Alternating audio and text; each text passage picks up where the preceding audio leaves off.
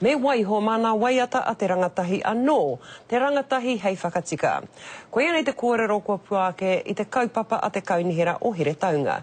He kaupapa e pāoro ai, te pokapū o taua taone ki ngā waiata ana Pākehā o Nehera, hei haukoti i ngā mahi tūkino a te hunga rangatahi. Neke atu pirihimana. Me waiho mā matua Chopin ke e whakaatu atu, me aha, me pēhea.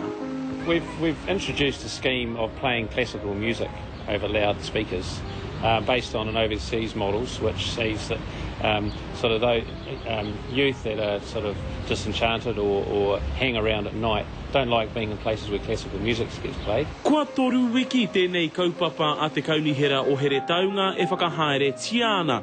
Hei ārai atu i ngā rangatahi mahi kino, i ngā wāhi e kaha hui hui ai te hapori. Ko te nuinga o aua rangatahi, he Māori. Kia pai ake mehe he waiata Māori, mehe he waiata kapa, me nā no hoki rā, ngā me tito ai roti te kore kaupapa, ora te pai i roti a rata. Kei te whakaai hoki tēnei kai waiata Māori rongonui. Ka whaihua tēnā kaupapa taku whakapai ai, pēnā ko ngā momo puoro ko te waiata pēr ka whakatangihia e hāngai pē ana ki te rōpū e ngana nei rātou ki te whakatika. No, I disagree with that. The music, I mean, we've chosen Chopin at the moment. It's classical music, and it's to give a bit of class to our CBD. And yes, not everybody will like it. E ai anō kia Lawrence Yule kua whakamātautauri a te kaupapa nei ki e tahi hokomaha i here taunga.